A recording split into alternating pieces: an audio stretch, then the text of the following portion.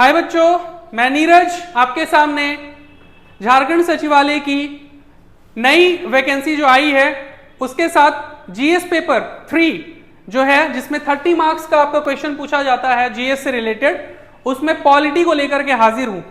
और हम इस सीरीज में आपकी एक सीट जो है झारखंड एसएससी की, जिसकी आपने बहुत ज्यादा वेट किया है, मुझे पता है काफी सालों बीत गए, कई सरकारें बदल गई और उसके बाद फाइनली आपकी जो धैर्य की परीक्षा थी वो खत्म हुई और आपके सामने आपकी जो मंजिल थी वो सामने दिख रही है। क्योंकि इसकी बहुत ज्यादा वेट जो है आप लोगों ने किया है, बहुत सब्र के साथ इसका वेट किया है, तो मैं नीरज इसमें अपनी जो सहभागिता है वो आपको एक कंफर्म सीट कराने में दूंगा। और इस लेक्चर में या इस सीरीज में जो पॉलिटी मैं लेकर के आऊंगा उसमें मैं ये कोशिश करूंगा कि आपका ज्यादा से ज्यादा क्वेश्चन आए और मैक्सिमम सिलेक्शन मैं आपकी करवा सकूं। तो दोस्तों आइए इस चैप्टर के बारे में या पॉलिटी के बारे में कुछ पढ़ने से पहले हम जानते हैं कि इसका वेटेज कितना है, आखिर हम इसको कितना पढ़ें। तो मैं बताना चाहूंगा कि आपका जो पेपर 3 है, इस पेपर 3 में ये 30 मार्क्स का जीएस का जो पोर्शन है उसमें 5 से 7 क्वेश्चन जो हैं वो आपके पॉलिटी यानी कि राज्य व्यवस्था से रिलेटेड हैं। और इस राज्य व्यवस्था के साथ साथ आपको पंचायती राज व्यवस्था के बारे में भी पढ़ना है। तो हमारा अप्रोच कैसा होना चाहिए, सबसे बड़ा सवाल यहां पर यह आता है कि आखिर हम क्या पढ़ें और कितना पढ़ें कि जाकर के हमारा जो एक सिलेक्शन है वो कंप्लीट हो। क्योंकि यहां पर सीटें हैं सिर्फ 2000 और इस 2000 में अगर आपको एक सिलेक्शन लेना है तो आपको उन लाखों भीड़ से कुछ अलग करना होगा। तो हमारा प्रयास यही होगा कि हम उन लाखों भीड़ों में से कैसे आपको इस 2000 में ला सकें और हमारा प्रयास भी यही होगा। तो आइए इस सेशन की शुरुआत से पहले हम जानते हैं कि हमारा अप्रोच कैसा होगा ताकि हमारा जो एग्जाम है वो 110% अच्छे से हम क्रैक कर पाए। तो आइए जानते हैं। सबसे पहले जो हमारा अप्रोच होगा वो होगा इस जो 30 मार्क्स का जो जीएस पोर्शन है उसमें जो 5 से 7 क्वेश्चन पूछे जाएंगे पॉलिटी के, उसमें हम प्रीवियस ईयर क्वेश्चन जो कि अभी तक जेएसएससी ने पूछा है सबसे पहले इसे कवर करेंगे। चैप्टर वाइज जो इंपॉर्टेंट एमसीक्यू होंगे या जो इंपॉर्टेंट एमसीक्यू होंगे उसे भी कवर करेंगे और पॉलिटी से रिलेटेड जितने भी करंट अफेयर्स के क्वेश्चन होंगे जो कि अभी हाल में हो चुके हैं और वो एग्जाम में इंपॉर्टेंट होंगे उसको हम यहाँ पे कवर करेंगे। और साथ ही साथ हम यहाँ पर अपनी जो तैयारी है उसको धार देने के लिए इसको 3 भाग में बांटेंगे। पहला भाग जो होगा हमारा वो होगा topic wise full mock, full MCQ related question first.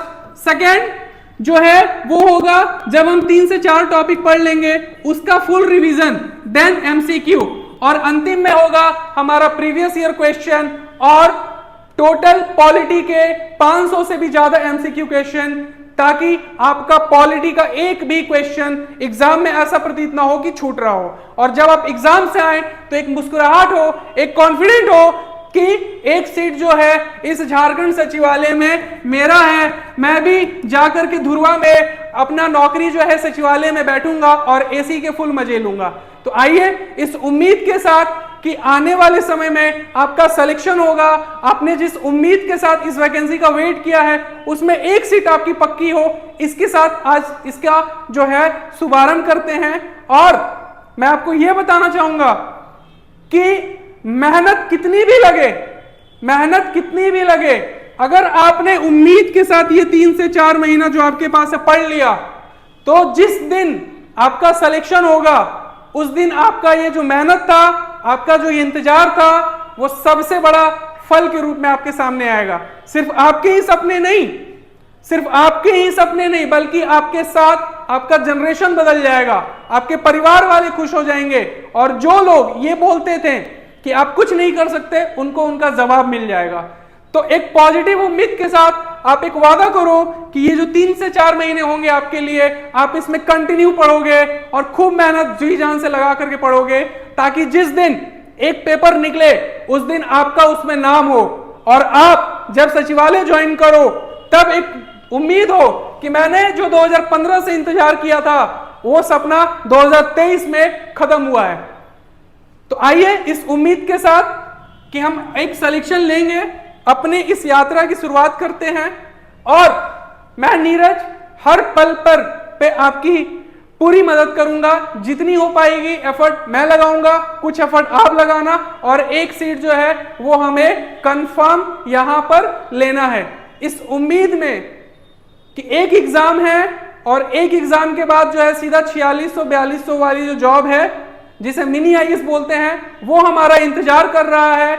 हम भी एसी वाले कैबिन में बैठेंगे और रांची यानी अपने घर के पास रह करके अपनी परिवार को देखेंगे।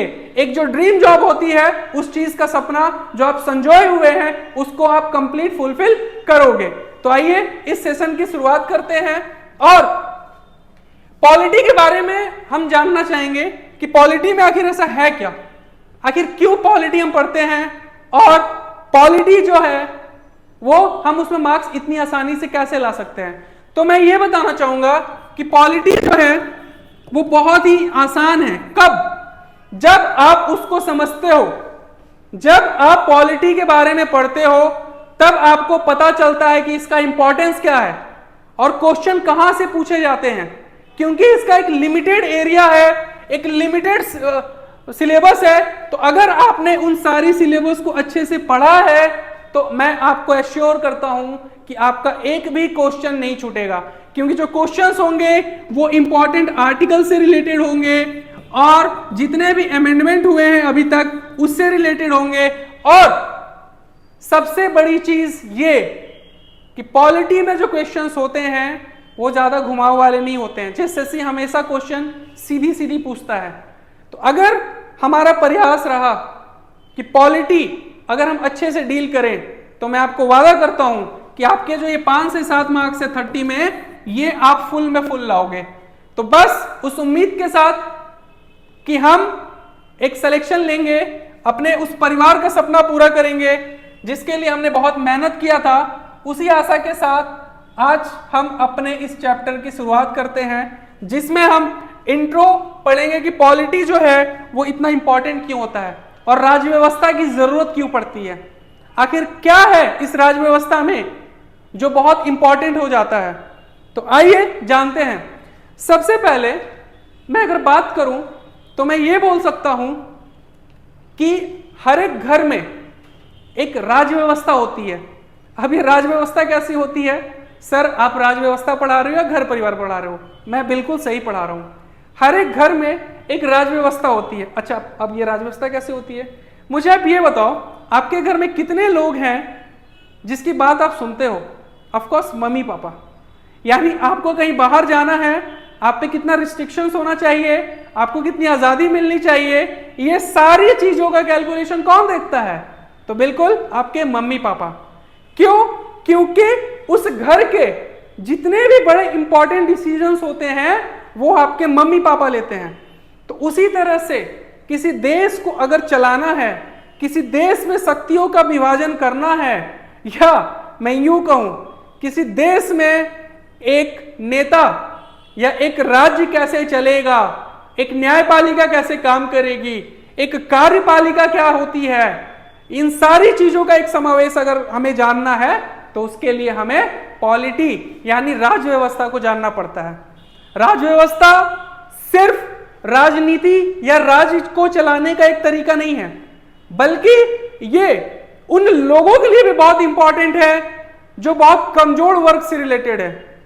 अगर आप सच पूछो तो आज का जो परिवेश है जहां पे नौकरशाही बहुत ज्यादा हावी है, वहां पे अगर आपने अपने अधिकार को जाना है, एक संविधान में आपका क्या अधिकार है वो जान लिया है, तो फिर आपको किसी के सामने झुकने की जरूरत नहीं है। चाहे वो पुलिस ऑफिसर हो, चाहे वो कोई आईएएस ऑफिसर हो, चाहे वो कोई राजनेता ही क्यों ना हो, अगर आपको आपका अधिकार, आपको अपने सारे कर्तव्य और किस नेता का, किस पुलिस का और किस अधिकारी का कितना पावर है, वो चीज अगर आपको पता है तो फिर आपको कहीं पर भी झुकने की जरूरत नहीं है। इसीलिए मैं बोल रहा हूं कि संविधान को आप ऐसे पढ़ो कि सिलेक्शन के अलावा संविधान में आपको क्या क्या चीज मिला हुआ है, जब आप उस पोस्ट के साथ जाओ तो एक गरीब जो आपके इंतजार में होगा कि एक ऐसा ऑफिसर आएगा जो एक पॉलिसी जो बनती है उसको मेकिंग हमारे तक या फिर एक सुविधा के अनुसार कैसे हमारे तक पहुंचाएगा, उस चीज को आप इनबिल्ड कर पाओ। यानी आप पॉलिटी के साथ साथ उस कमजोर वर्ग के ख्याल भी रखना या उस कमजोर वर्ग का भी ख्याल रखना, ताकि जिस दिन आप उस कुर्सी पे चले जाओ आप उसकी मदद कर पाओ, जिसकी जरूरत, जिसका एक उम्मीद आप हो। ठीक है, तो पॉलिटी सिर्फ एक सब्जेक्ट नहीं, पॉलिटी आपके अधिकार को बताता है कि शासन में आपका अधिकार कैसा है, कोई आपको उल्लू नहीं बना सकता। ठीक है, तो आइए हम अपनी इस विकास यात्रा को शुरू करते हैं कि एक भारत जो कि गुलाम था, जहां पे एक ब्रिटिश गवर्नमेंट या ब्रिटिश साम्राज्य का शासन था, वहां पर ऐसा क्या हुआ कि एक भारतीय राज्य व्यवस्था की जो उम्मीद है वो जगनी शुरू हो गई। और ऐसा क्या हुआ कि देखते देखते हमारा संविधान, जो कि वर्ल्ड का सबसे बड़ा लिखित संविधान है, बन गया। ये इतना आसान नहीं था, इसकी एक लंबी कहानी है जो एक 1600 से कहानी शुरू होकर के 1947 तक नहीं, अभी तक चल रही है। आप खुद ये सोचना कि हमारे जो राजनीतिज्ञ थे उस समय के, डॉक्टर वी.आर. अंबेडकर हो या मावलंकर साहब हो या और भी राजनेता ही क्यों ना हो, उनकी दूरदर्शिता कितनी थी कि उनका बनाया हुआ संविधान अभी तक चल रहा है। और आजादी के साथ भारत की जो जर्नी है, भारत की जो विकास यात्रा है, उसको बनाए हुए हैं। उसमें अभी तक किसी भी तरह का कोई भी बड़ा बदलाव नहीं देखा गया, बस उसमें छोटे छोटे अमेंडमेंट करके उसको हम यूज करते हैं। ठीक है, और आपको बताना मैं ये भी चाहूंगा कि उस समय के राजनीति वाले जो लोग थे बहुत बड़े थे, उन्होंने ग्राउंड रिपोर्ट देखा था कि एक भारत जो पहले गुलाम था उसने कैसे कैसे वर्गों को, किस तरह की समस्याओं को और किस तरह से आने वाले समय में उन सारी चीजों को ना दोहराया जाए, इन सारी बातों का बखूबी बहुत अच्छे से ख्याल रखा। आपको मैं ये भी बताना चाहूंगा कि हमारा जो भारत का संविधान है वो सिर्फ एक रिटन संविधान नहीं, बल्कि हम जो 140 करोड़ भारतवासी हैं उनकी एक उम्मीद है।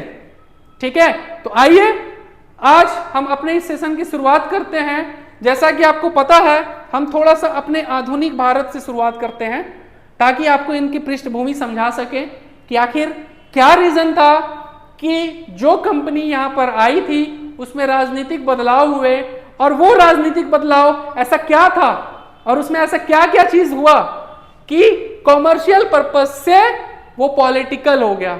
यानी जो कंपनी यहां पर व्यापार के लिए आई थी वो धीरे धीरे यहां पर सैनिक और बाकी सारी चीजों पर, या यूं कहें यहां पर राज्य स्थापित करने लगी। और समय समय पर ऐसा क्या हुआ कि उनमें बदलाव करना जरूरी हो गए। तो आइए जानते हैं। भारत में ब्रिटिश गवर्नमेंट यानी ब्रिटिश कंपनी की अगर हम बात करें तो आपको पता होगा कि 1600 ईस्वी में ईस्ट इंडिया कंपनी जो है भारत आती है।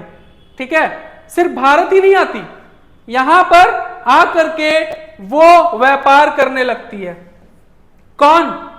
East India company. और उस समय सिर्फ ईस्ट इंडिया कंपनी ही नहीं थी, इसके अलावा डच, इसके अलावा फ्रांस, पुर्तगाल और भी कई लोग थे। यानी यूं कहें कि इनके लिए यहां पर इस्टेब्लिश करना खुद को एक बड़ा चैलेंज था, क्योंकि इनके अलावा भी बहुत सारी जो शक्तियां थी वो भारत में पहले से आ चुकी थी।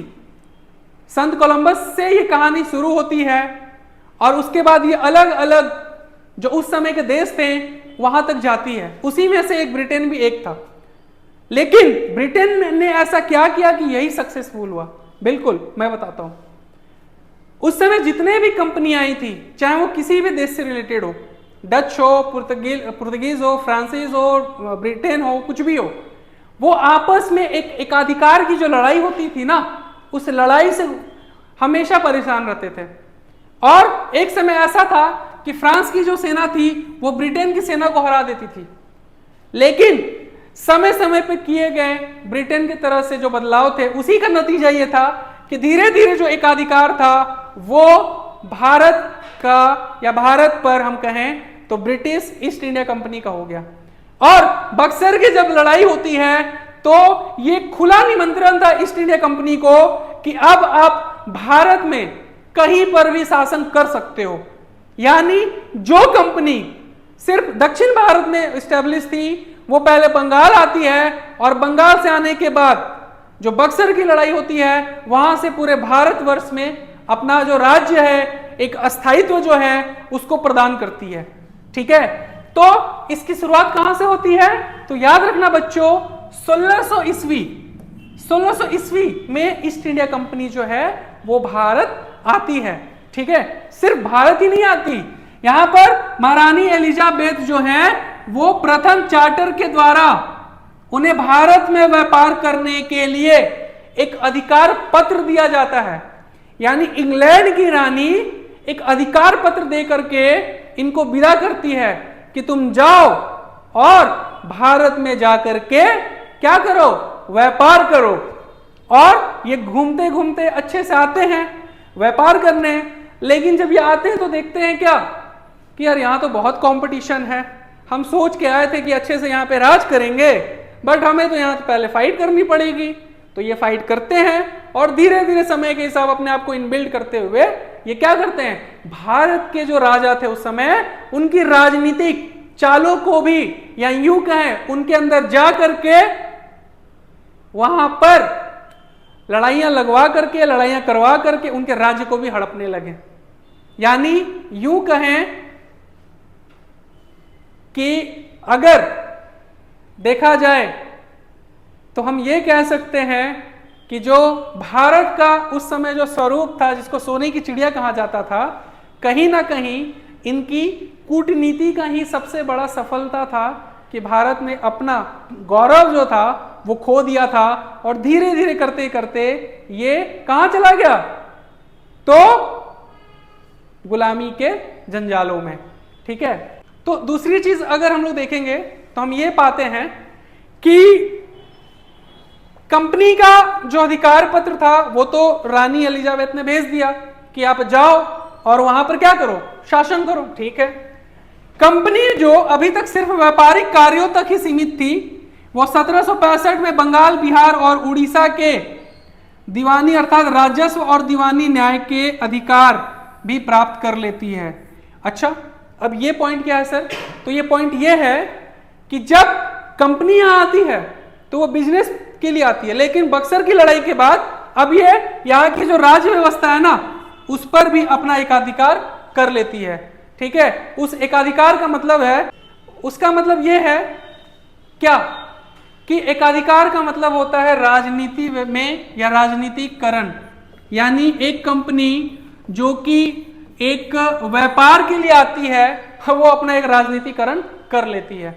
राजनीतिकरण करते ही मैंने क्या कहा, बक्सर का जो बैटल था, बक्सर की जो लड़ाई थी वो एक टर्निंग पॉइंट थी, जहां से इन्होंने ये चीज माप लिया कि जो कंपनी व्यापार के लिए आई थी वो यहां पर शासन भी चला सकती है, और उसकी शुरुआत हो चुकी थी।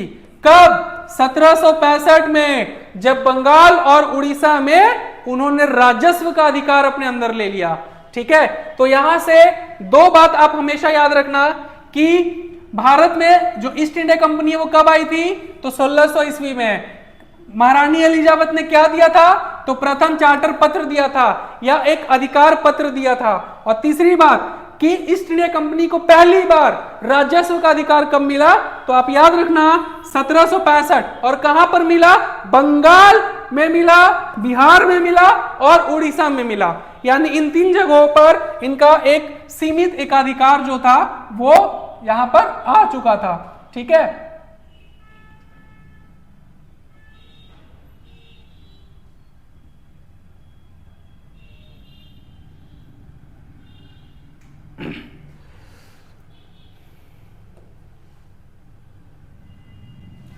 दूसरी चीज मैं सिर्फ एक ओवरव्यू अभी बता रहा हूं कि पॉलिटी में जो हमारा संवैधानिक विकास हुआ है वो कैसे हुआ है, इसकी पृष्ठभूमि क्या थी। ठीक है। दूसरी चीज, अगर आपने पढ़ा होगा तो 1858 में एक सिपाही विद्रोह हुआ था जिसे भारत का पहला स्वतंत्रता संग्राम भी कहा जाता है, जो कि असफल नहीं हुआ लेकिन कई हदों पर वो असफल हुआ। क्यों? क्योंकि उसकी असफलता के बहुत सारे कारण थे, मैं उसमें नहीं जाना चाहूंगा, बट आप याद रखना कि वो एक पहली क्रांति इतनी बड़ी थी जिसने अंग्रेज की बुनियाद हिला दी। यानी अंग्रेज सरकार जो ये सोचते थे कि भारतीय जो हैं या जो भारत के लोग हैं वो अपना शासन खुद नहीं चला सकते हैं, हम उनको कैसे भी चला सकते हैं, और जो एक निम्न वर्ग और एक मध्यम वर्ग और ये जो उस समय के राजा का मतलब है जमींदार, मतलब एक ऐसा वर्ग या तीनों वर्ग कहीं ना कहीं उससे संतुष्ट नहीं थे। किससे संतुष्ट नहीं थे? अंग्रेज सरकार की नीतियों से। और कहीं ना कहीं वो फ्रस्ट्रेशन ही था जो 1858 की सिपाही क्रांति में, जो कि स्टार्ट तो हुआ था सिपाही क्रांति के साथ, लेकिन देखते देखते ये एक जन आंदोलन बन गया और ये पूरे भारतवर्ष में फैल गया। और आपको मैं बताना चाहूंगा कि ये क्रांति इतना सफल हुआ कि अंग्रेज सरकार को एक पल ये सोचना पड़ गया कि कल हम टिकेंगे या नहीं टिकेंगे, लेकिन उनकी कूटनीति या यूं कहें कि कुछ लोगों की लालच के चलते उनको पूरा सपोर्ट नहीं मिला और वो हार गए। लेकिन कहा जाता ना कि उनकी हार में भी एक जीत था, और वो जीत था किस बात को लेकर के? तो अंग्रेज सरकार की बुनियाद को हिलाने। सबसे बड़ी जीत हम उसको मान सकते हैं, क्योंकि इसके बाद जो है शासन ब्रिटिश क्राउन के पास चला जाता है और भारत के शासन का जो उत्तरदायित्व है वो प्रत्यक्ष रूप से कौन हो जाता है? British crown. इससे पहले जो था यहां का शासन, यहां के बड़े बड़े उच्च अधिकारी जो होते थे ईस्ट इंडिया कंपनी के, वो निभाते थे, और उनका एक प्रतिनिधि जो है या खुद वो जाकर के कहा इंग्लैंड में देते थे। तो क्योंकि उस समय आने जाने का साधन आजकल की तरह एरोप्लेन की तरह नहीं था, तो कई वर्षों लग जाते थे, तो कई बार जो मेन बातें होती थी वो इंग्लैंड तक नहीं पहुंच पाती थी। तो इसी की वजह से कम्युनिकेशन गैप काफी ज्यादा था, और जब 1858 की क्रांति होती है तो उनके जो लूप होल्स थे वो पता चलने शुरू हो जाते हैं। तो उसके बाद जो इंग्लैंड की महारानी है उन्होंने एक राजनीतिक व्यवस्था में, या यूं कहें कि कुछ जो चीजें हैं वो चेंजेस करना शुरू करती हैं, और वहां से हमें 1773, 1781 और इसी तरह से समय समय पर एक अलग अलग एक्ट देखने को मिलते हैं, जिसमें ब्रिटिश सरकार ने यह कोशिश की थी कि हम जो है यहाँ पर जो सरकार चल रही है उस पर एकाधिकार रख सके, उन पर नियंत्रण रख सके। जो वहां पर उस समय भ्रष्टाचार था, उस भ्रष्टाचार को खत्म कर सके, क्योंकि ऐसा पाया गया था कि जो व्यापारी या जो यहां पर आते थे अधिकारी, वो आते तो थे नॉर्मल, लेकिन जब वापस जाते थे तो पूरी झोली भर के जाते थे, जिसकी वजह से कई बार ब्रिटेन की संसद में यह सवाल पूछा गया कि आखिर ऐसा क्या है इंडिया में जो यहां से लोग नॉर्मल जाते हैं और वहां से झोली भर भर के पैसे लाते हैं। तो समय समय पर उनके ऊपर व्यापार में, या यूं कहें कि उनको गिफ्ट लेना भी मना कर दिया गया था, कि ना वहां के कोई अधिकारी गिफ्ट ले सकते थे, ना ही वो जमीन ले सकते थे, और ना ही किसी से कोई पैसा ले सकते थे। साथ ही साथ जब वो ईस्ट इंडिया कंपनी यानी इंडिया से जब वो इंग्लैंड जाते थे तो उनको प्रॉपर्टी का ब्यौरा भी देना पड़ता था। या यूं कहें कि 1858 की जो क्रांति थी ना, उसके बाद से जितने भी एक्ट है, चाहे वो रेगुलेटिंग एक्ट हो, चाहे वो आपका पिट्स इंडिया एक्ट हो, और भी बहुत सारे एक्ट जो कि 1935 तक चले, जिसकी शुरुआत होती है 1774, इसमें भी बहुत सारे चेंजेस हुए, जिसके बारे में हम जो है अपनी अगली क्लास में पढ़ेंगे।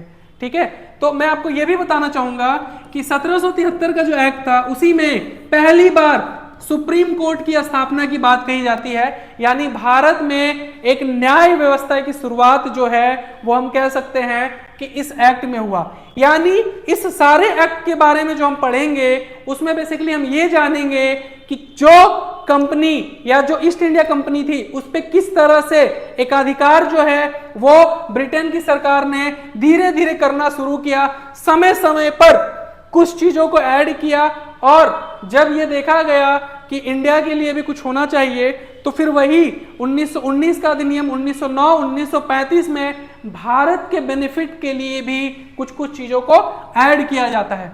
और साथ ही साथ जब भारत आजाद होता है तो 1935 के जो मैक्सिमम या बोले अधिक से अधिक जो आर्टिकल्स थे उसको सेम ले लिया जाता है। और जब हम ये पाते हैं कि अलग अलग कंट्री में क्या क्या अच्छी अच्छी चीजें हैं तो उनको भी समय समय पर क्या किया जाता है, ऐड किया जाता है। या यूं कहें कि हमारे संविधान का जो आधार है वो 1935 का भारत शासन अधिनियम ही है, क्योंकि ये 1935 जो है इसमें जो अधिकतर प्रोविजंस थे वो आपके नेहरू रिपोर्ट से थे, जो कि एक चैलेंज के रूप में लिया गया था। अंग्रेज सरकार का एक चैलेंज था भारतीयों को कि अगर आपको मेरी नीति अगर अच्छी नहीं लगती तो आप क्यों नहीं बना लेते। तो हमने उसे ईगो पर लेते हुए एक्सेप्ट किया था और नेहरू जी, मोतीलाल नेहरू की सदस्यता में या उनकी अध्यक्षता में एक रिपोर्ट बनाई गई थी जिसका आधार जो है 1935 में डाला गया था। ऐसे अधिकतर जो बातें हमने कही थी उनको ऐड नहीं किया गया, लेकिन एक थप्पड़ हमने मारा था अंग्रेज सरकार को जिसका कहना था कि हम अपने लिए एक संविधान नहीं बना सकते। ठीक है, तो अगर उसमें कहीं कहीं बातें अगर वो लिखी जाती या एज इट इज डाल दी जाती तो हमारा संविधान और पहले ही बन गया होता। लेकिन अंग्रेज सरकार सिर्फ मुंह मियां मिट्ठू होती थी कि हमें ये चीज करना है, लेकिन उनकी मनसा कभी ऐसी नहीं रही। ठीक है, तो आशा करता हूं कि जो ये सेशन है जिसकी शुरुआत हमने की है इस उम्मीद के साथ कि एक सिलेक्शन, एक सीट जो है 2000 में हमें लेनी है, चाहे वो कुछ भी हो, तो हम यहां पर प्रीवियस ईयर क्वेश्चंस भी डील करेंगे। और इस प्रीवियस ईयर क्वेश्चन के साथ साथ मैं आपको बताना चाहूंगा कि जो भी इंपॉर्टेंट टॉपिक्स होंगे, इसके जो भी इंपॉर्टेंट टॉपिक्स होंगे उसको भी हम यहां से डील करना शुरू करेंगे। ठीक है, दूसरी चीज मैं आपको यह भी बताना चाहूंगा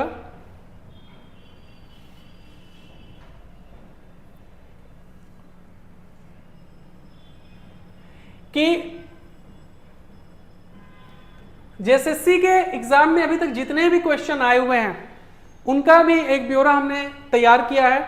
और मैंने क्या बोला कि बस आप अपनी पढ़ाई कंटिन्यू रखना, सिलेक्शन की जिम्मेदारी हमारी होगी। और इस 2000 सीट में क्वेश्चन कहां से कैसे हमें करने हैं पॉलिटी का, मैं आपसे वादा करूंगा कि एक भी क्वेश्चन जो है वो बिल्कुल कहीं से नहीं छूटेगा। तो ये कुछ क्वेश्चंस है जो हमने मेमोरी बेस्ड यानी प्रीवियस ईयर क्वेश्चन से किया है, जिसमें आपका एक क्वेश्चन 2019 में आया था कि 7वीं अनुसूची में किस प्रकार के अनुसूचियों का वर्णन है। तो याद रखना, संघ सूची, राज्य सूची और समवर्ती सूची। साथ ही साथ जो है आपके कांस्टेबल वाले जो एग्जाम हुए थे जेएसएससी की तरफ से, उसमें भी जो है 42वें संविधान संशोधन से एक क्वेश्चन पूछा गया था कि ऐसा क्या था जिसको ऐड नहीं किया गया था और 42वें संविधान के बाद उसको ऐड किया गया। तो आप याद रखना, समाजवादी, धर्मनिरपेक्ष और एकता और अखंडता। ठीक है, तो इसी तरह से जो सेशन होगा वो हमारा प्रीवियस ईयर क्वेश्चन बेस्ड भी होगा। कुछ स्किल्स को हम सीखेंगे, कुछ कॉन्सेप्ट को हम अडॉप्ट करेंगे और साथ ही साथ प्रीवियस ईयर क्वेश्चन को साथ में हम कवर करते चलेंगे, ताकि हमारा जो फोकस है वो पेपर को फोड़ने के लिए हो, ना कि डाइवर्ट करने के लिए हो। तो मिलते हैं इस उम्मीद के साथ कि हमारा जो ये सेशन होगा वो काफी लाजवाब होगा, और इस उम्मीद के साथ कि हमारा जो सिलेक्शन है इस बार पक्का होगा। तब तक के लिए धन्यवाद।